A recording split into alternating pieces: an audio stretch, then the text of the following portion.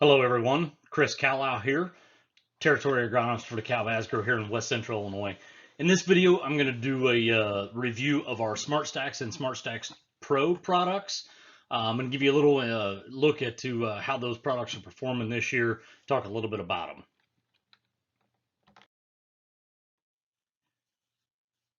In this graph, I'm going to compare kind of some other 110 relative maturity hybrids to 11133. So 11133 is a brand new SmartStax Pro in the lineup. And again, just to lay these charts out for everybody knows, so 11133 is right here in the middle of the crosshairs.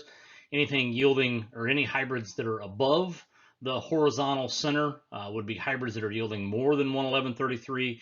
Anything below horizontal center would be hybrids that are yielding less than 11133. To the right are products that are wetter than 11133, and to the left of vertical center are products that are drier than 11133. So that's a look at how we interpret these graphs. Okay, so as we look at this, 6464 having a phenomenal year this year, came back with a vengeance.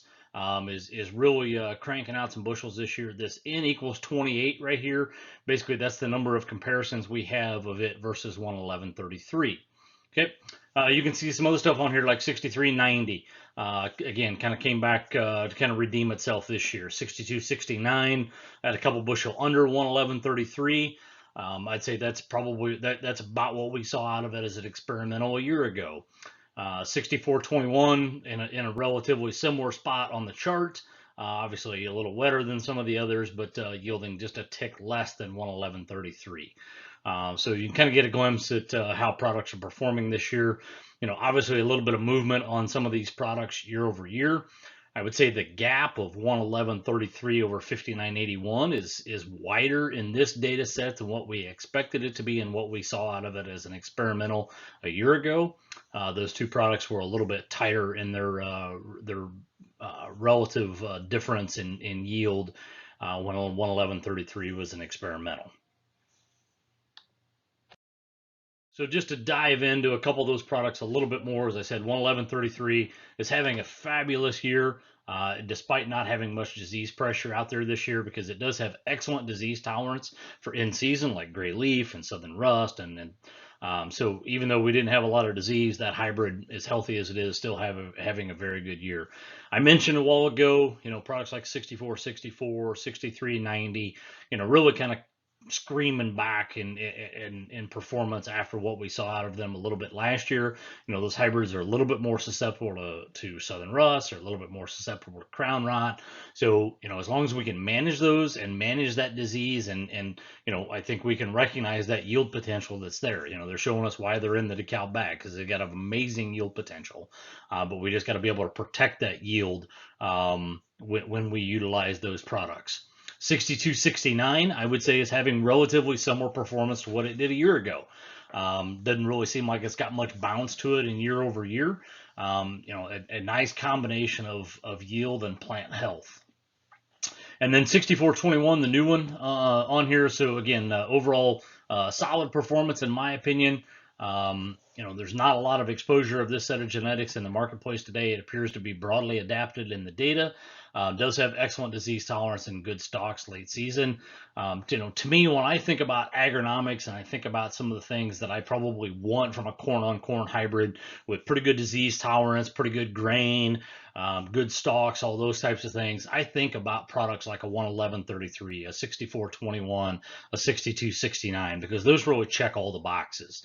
A 6464, a 6390, they've got tremendous yield potential, but we've got to be able to manage those hybrids and be able to take care of them, protect that yield that's there, because they can be or they are a little bit more susceptible to some diseases. So now let's shift and talk a little bit about the 115 RM. So here I'm comparing everything to 6737. So you see on this graph, some similar hybrids to what was the same hybrids that were on the previous one, but a 6584 has just had a phenomenal year. It was probably 5 bushel off of 6737 a year ago, and then this year it had tremendous yield. It's just having a phenomenal year. I talked about 6464 already. 6617, I'd say that's relatively pretty common for the difference between it and 6737. That's about what that's been historically. We've got 6421 on here again. Again, not going to outleg a 6737. It's just 6737. It's just got a little bit more raw yield potential. But 6421, a nice option for us that to me is very stable in that 115, or I'm sorry, that 114 RM. Shifting over to the 6848, really probably kind of repeating its performance again this year. Very similar to what we saw out of it a year ago. It was actually just a tick better than 6737 last year. We're fairly close this year, so multi-year data, we'll call them basically parity. Does a lot of the same things that 6737 does. And then obviously we've got 6604 in here. You've heard me, if you've watched any of my other videos, you've heard me talk about 6606. So 6604 is a brand new SmartStax in the lineup this year that had a very good year and is performing quite well. So maybe a couple things that didn't call out there that I can hit on. 6737, yeah, not quite as dominant this year as it was a year ago, but to me, it's still a highly recommended product as I think about the lineup, and why I say that is because of its yield potential. When I look at multi-year data, its late season intactness, its yield, just it checks a lot of boxes, does a lot of great things for us. 6584, I mentioned a while ago, has just been a monster this year. Tremendous yield out of that thing. It wasn't that good. It wasn't quite that good a year ago. 11533 is a new SmartStax Pro version of the 6584. So if you're looking for a little bit more corn rootworm protection, 11533 is an excellent option to pick from. I've talked about 6464 and 6617 already, and a little bit about 6390. So no need to extrapolate on those anymore. Really, I guess as I think about it, as I kind of talked about the previous slide, if I think about corn on corn acres, and I think about, what a lot of guys probably want, right? They want a good combination of disease and agronomics and disease tolerance and late season health, and couple that with yield potential. I think about products like 6737 and 6421 and 6604. Those are the types of products that come to mind for me. Again, not that we can't utilize products like a 6390 or 6464 in a corn on corn setting. It's just, again, we need to be able to manage those hybrids a little bit more and protect that raw inherent yield potential that those setter genetics have.